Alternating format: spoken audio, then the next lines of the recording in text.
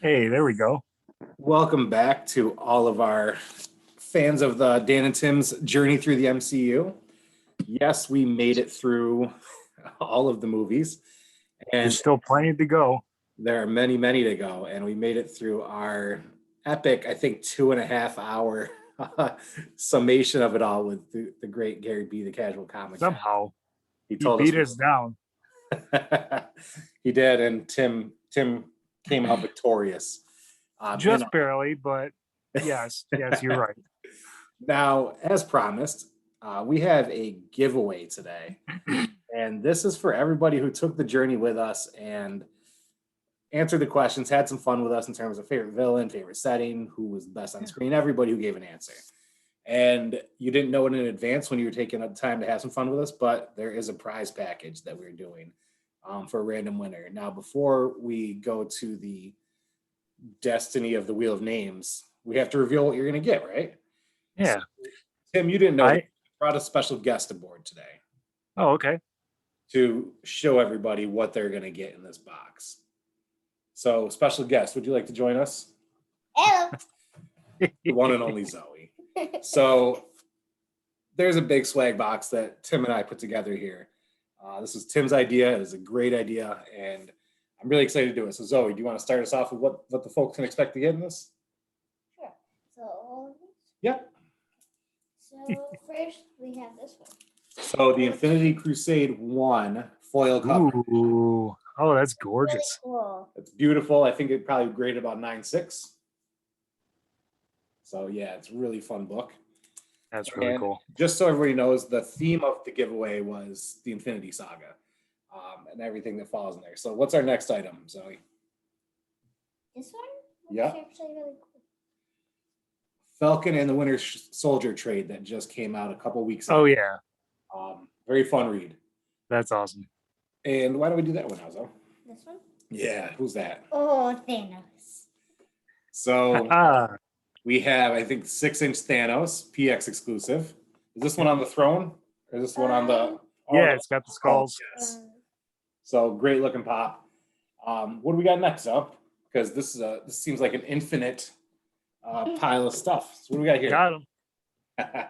Ooh, this one looks really cool. So we have the Jim Starlin Thanos Infinity Abyss Ooh. trade. Hell yeah. Great read, really great book. One that I love. This one's from my personal collection. And what do we have in the box, though? What's in the box? Hold it up first. So here's the box. What's in the box? I don't know. What's in the box? Nope, opens from the bottom. Oh. Right here. You see that opening? Oh. Now you're upside down. Oh. I don't know where. Okay, there we go. We have A Captain Year of the Marvel. Shield.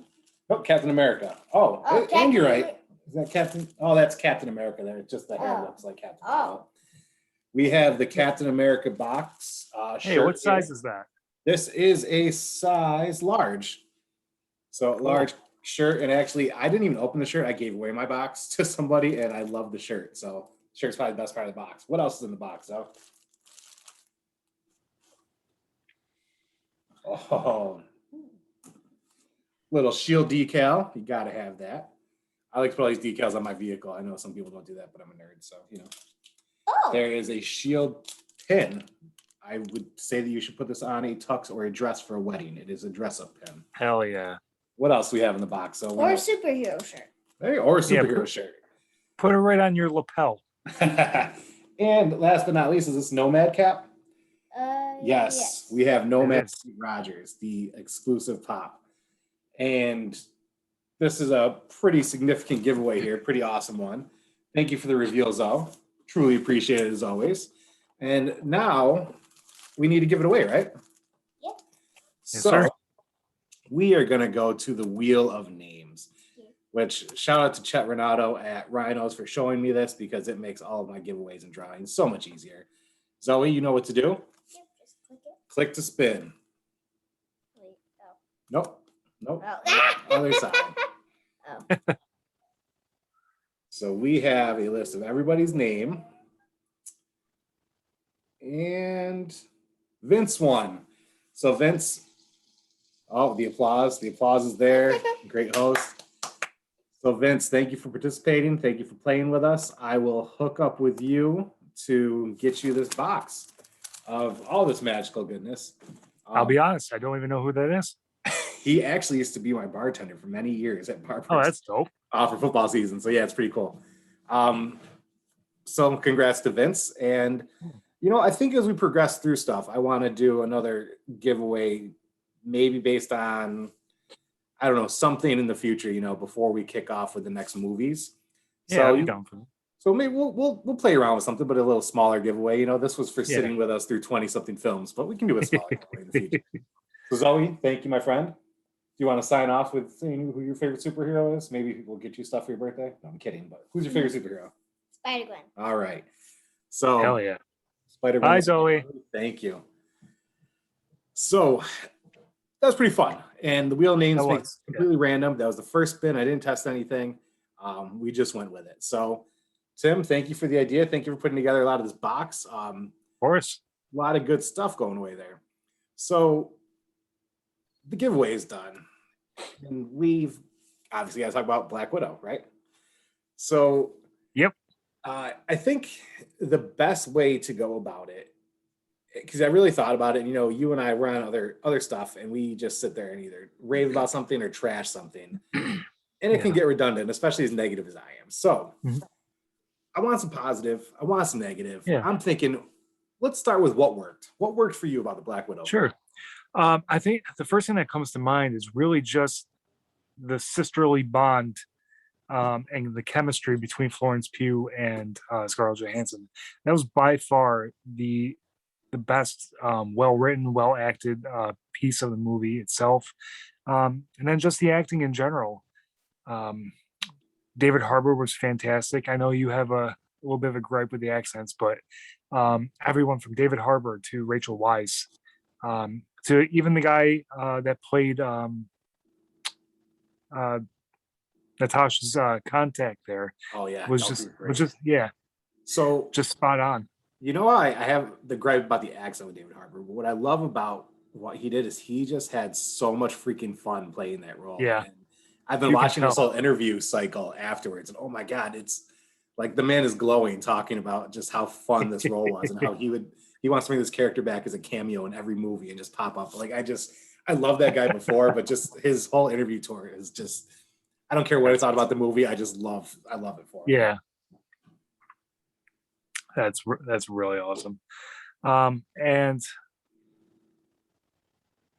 the more I think, ever since you mentioned it, I just have to give credit where credit's due and say that opening scene and the opening credits was just so fluid, so just well paced and just gorgeous. And that cover of Smells Like Teen Spirit was really good. I was very pleasantly surprised.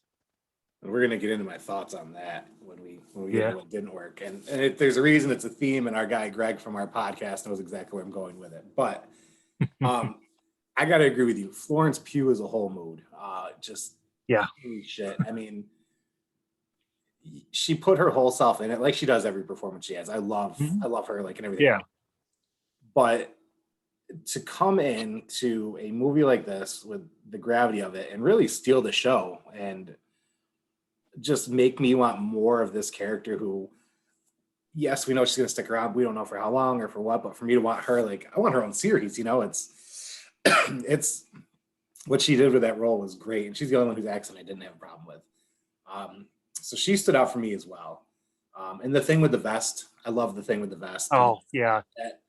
That small nugget of just taking my autonomy figure. I got to choose this. This was the choice I made. And just the fact, and the fact that they chose to connect it with Infinity War was just really such a smart move. I thought that was just such a great moment, especially between them. And it's been fun seeing the footage from the set of just her and ScarJo just having a blast, like doing shit. Yeah, that's what's so cool. They had to sit on booster seats in the car. Yes, I did see that. And it's just like everything I've seen, the footage and stuff from the set, it's just them laughing their ass off, having fun. And I love that because, there's been such a serious tone in so much of in MCU. And I mean, that opening scene, I will say the opening scene of that movie was my favorite opening to any MCU production. Hands down, from the song to what I thought it was setting up, just my God. I know one of the things you weren't a fan of with part of it, but I loved it. That first, was it 4 minutes and 50 seconds or whatever it was just beautiful cinema. And I thought it was really laying some groundwork out. Man, you're on this, like, you're watching kids play, and then all of a sudden disaster strikes and everybody's leaving and you have no idea why. And then just the twist. And I'm like, holy shit, like, this is just brilliant. So Yeah. Kudos to them. Now, what didn't work for you? Doing what we do best. I'm gonna also keep this brief because there was actually a lot that I didn't like about the movie, but I'll give my top three. The first one, and you know which one this is, Taskmaster.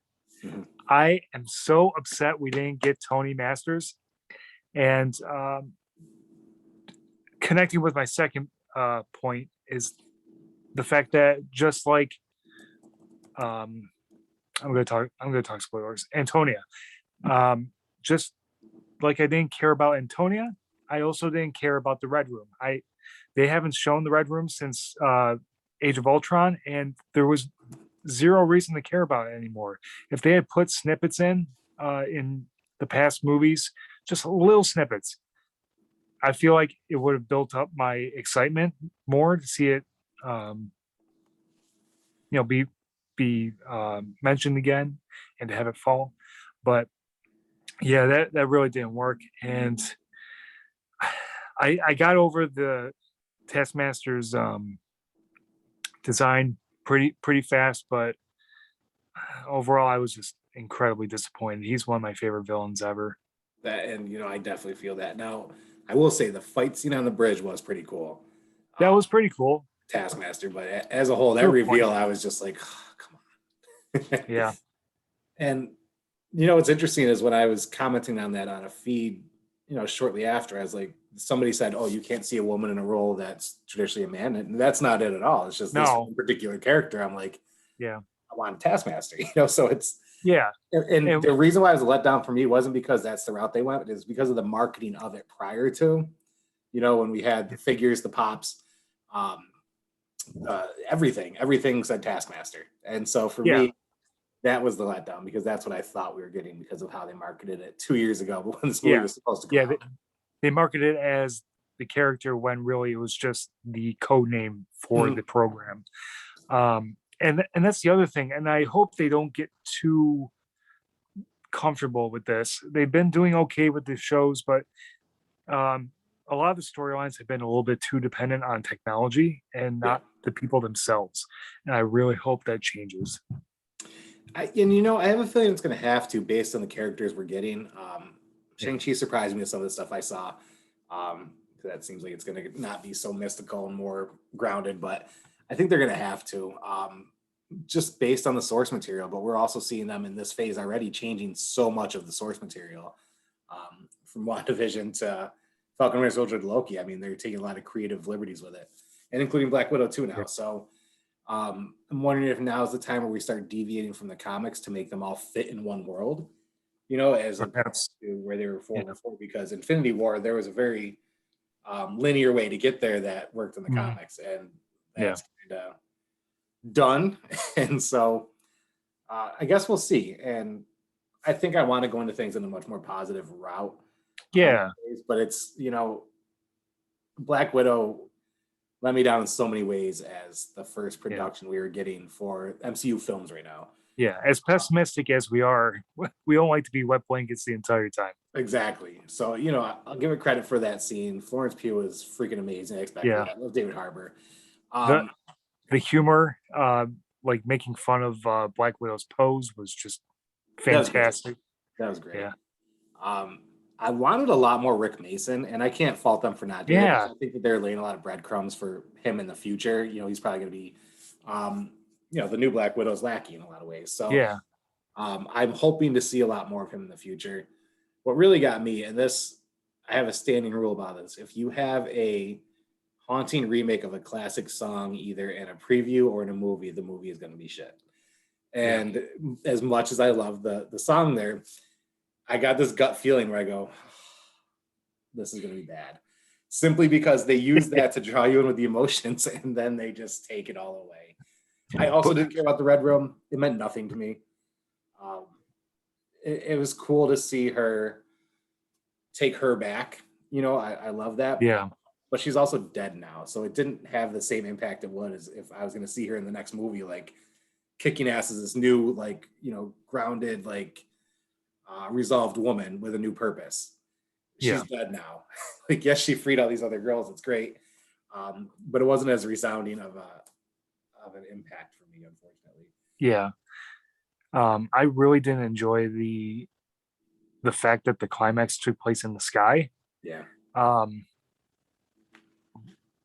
As like traditional, like in her vision, we saw like ballerinas, we saw like classical architecture in the rooms that we saw, and I was expecting it to be more underground,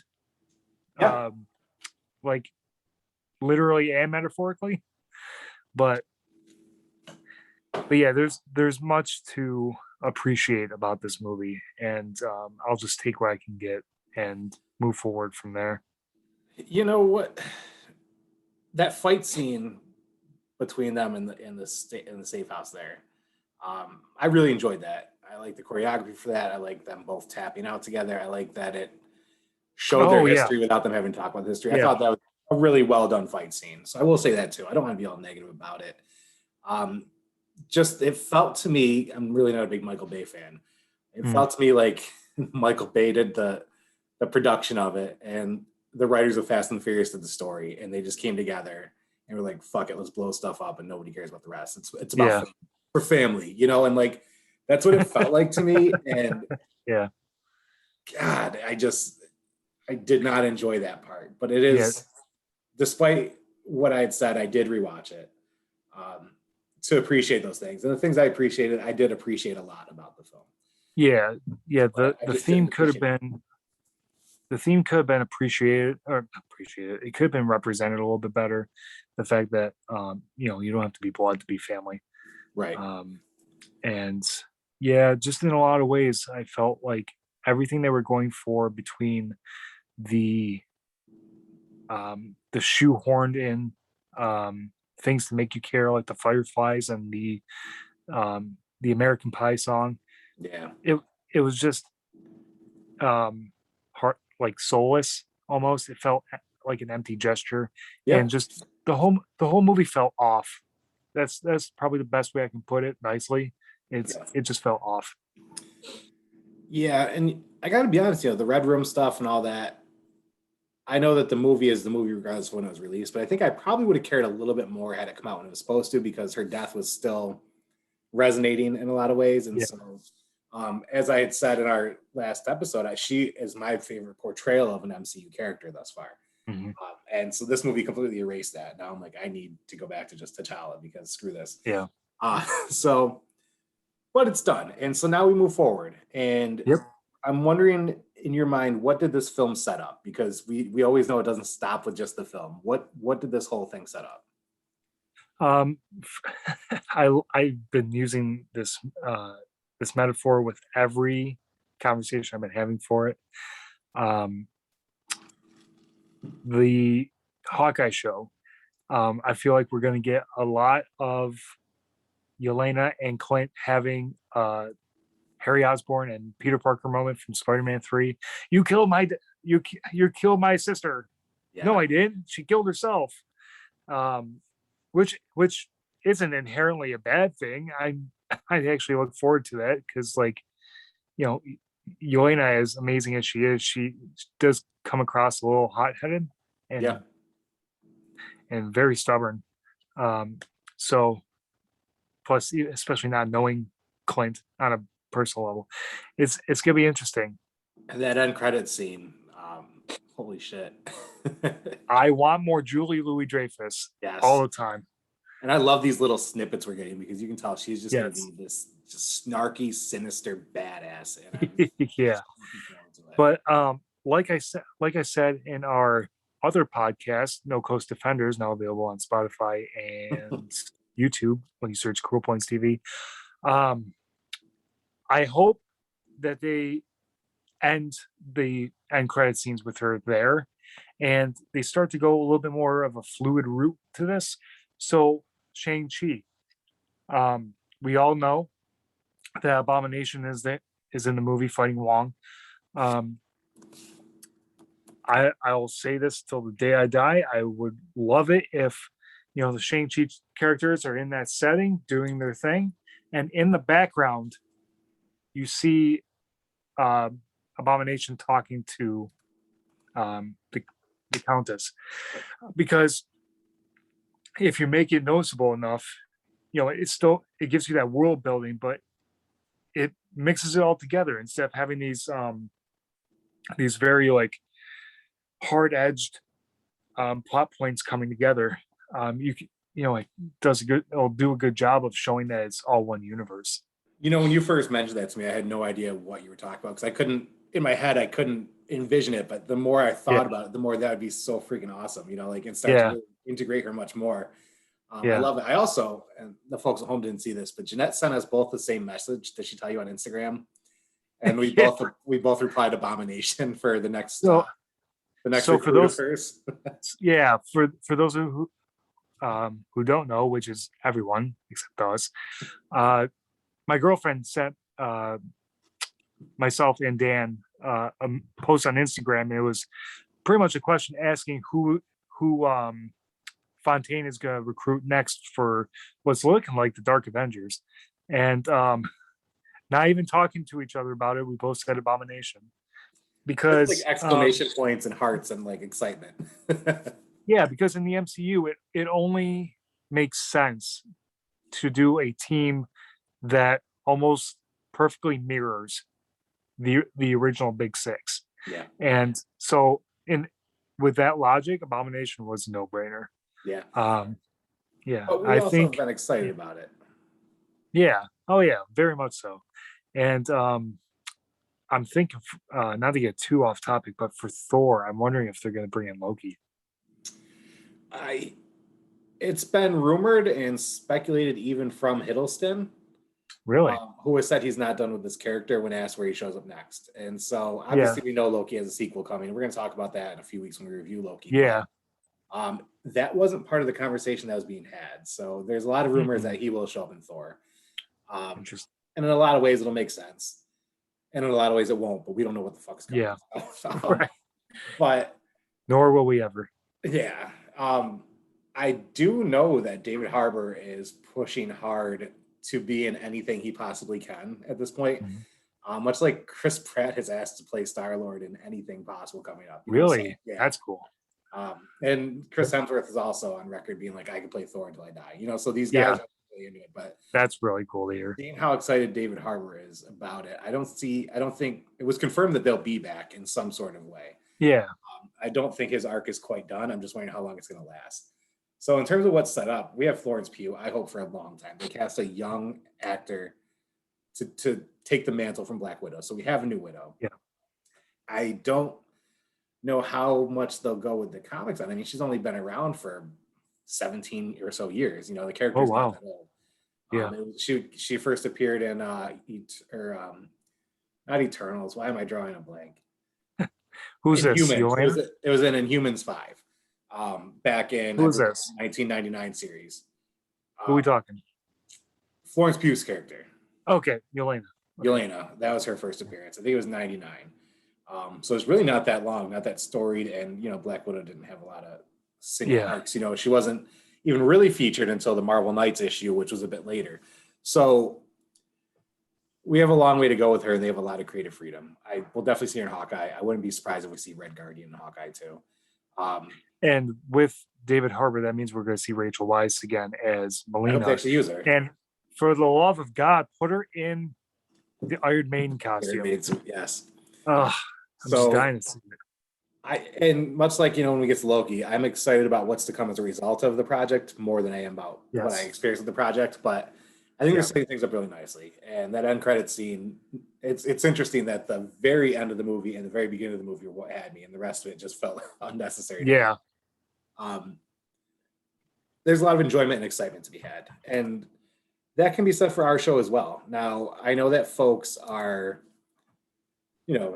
used to the people talking about these shows as they come and go. However, it takes some time to reflect on them and really see where things are going. And I think if you watch them as projects, it's very beneficial. So Tim and I have been rewatching WandaVision, Falcon and Winter Soldier, and Loki.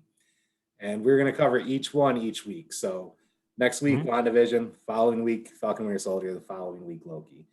And we're going to take the what was good, what was bad, and what's to come from it approach, because it really breaks it down to bullet points, what to expect and what we enjoyed. I'm excited about it. I'm excited about the films that are coming, and I think a lot of it's going to tie in more nicely than we think it is or have assumed it is. So, Tim, I'm really excited to take that journey with you. I know I binged all of them rather quickly, and now I have to redo Loki. But to be honest, I caught so much rewatching WandaVision that I missed just so many little nuggets of just how great Paul Bettany is. Amazing. Yeah. Not to take away from anybody else. The acting was incredible. Elizabeth Olsen was great. No, Paul Bettany brought something special to it. He really did. And I got a lot of that the second time around. And and Catherine Hahn is a gift. A gift. Yeah. So I'm excited to talk about these shows with you. I know we've done it on the podcast, but I think it hits differently when you rewatch it. So we have that covered for the next few weeks. And then we're going to take another little break until we get some movies out. And, we'll discuss those as they come and things like that. But now, Tim, as we come to a conclusion of today's big giveaway episode, as many people will probably say, do you have any shout outs? Yes, I have a couple. My girlfriend just started a Twitch channel. So if you're on Twitch, go follow her. Her name is J Plays OK, where she streams everything from Apex to Assassin's Creed Valhalla, and also Horizon Zero Dawn every once in a while. Next up is shout out to Jet Peterson. If you're ever in the Rochester area and need a haircut, I've never seen someone more dedicated to his craft. He's over in the village of Spencerport. His business name is Shave and Fade. So look him up. He's such a really, really great guy. And I'm proud to call him my barber. Yeah, I am too. I actually just came from him today. I got all done up just for the occasion. There we go. And as always, shout out to our local LCS, Rhinos Comics, over on Dewey Ave, across from Northgate Plaza. Your one-stop shop for everything nerd. And of course, shout out to the great Gary B, the casual comic guy, always putting out amazing content. Also another person who is really dedicated and passionate with what he loves. So, and that's all I got. Without a doubt. Shout out to our guy, Rev Dilcox, over at Cool Points TV. Check out his channel. He's got a bunch of different shows he does besides No Coast Defenders with us. Also, I'd like to give a shout out to the Bellboy Brand Investments. They had me on as a guest on Sunday night, and we talked about investments, which is not my area, but we also talked about comic book investments. And I had no idea that my knowledge of how different studios and companies are doing in the comic sector would actually translate to stocks. And so I just help people buy stocks for in Boom that are going to go up now. So it was a blast, well organized, well thought out. Nate Bell, one of my former students, now he's rocking it in the investment world. Check them out, show them some love. They actually have a group simply for financial growth, and it costs you nothing. You just learn. So that's definitely awesome. Them. Definitely Rev Dilcox. I got a second Rhinos Comics, and Jet's my barber. He'll be taming me soon. And really just shout out to every local comic shop in your area. Yeah. If you haven't been to one in a while, and if you don't know what to read, don't worry about it. The owners have you covered. Just walk in, spend some money. The money you were going to take and spend on Amazon, roll into your local comic shop, say, I'm looking for something fun, and just read. Yep. And also support the smaller labels. Yeah, you got Marvel. Yeah, you got DC. But I'm telling you what, Boom right now has so much good stuff out there. Highly recommend Eve. It's probably my favorite comic that's on the shelves. Well, actually, it's not on the shelves. It's selling out everywhere. My favorite read of the year. So shout out to that team too. Shit. So Tim, It's been a blast getting back together, my friend. We did It this has. fantastic giveaway, and I'm excited for next week. We're going to talk about WandaVision, Mhm. and I'm excited to hear your thoughts after the next watch. I know that we both just somehow developed an even further love of Paul Bettany, and we'll talk about that more, but really excited to talk about that with you. Certainly will. Yes, sir. And my friend, until we meet again, thank you. Mazel tov.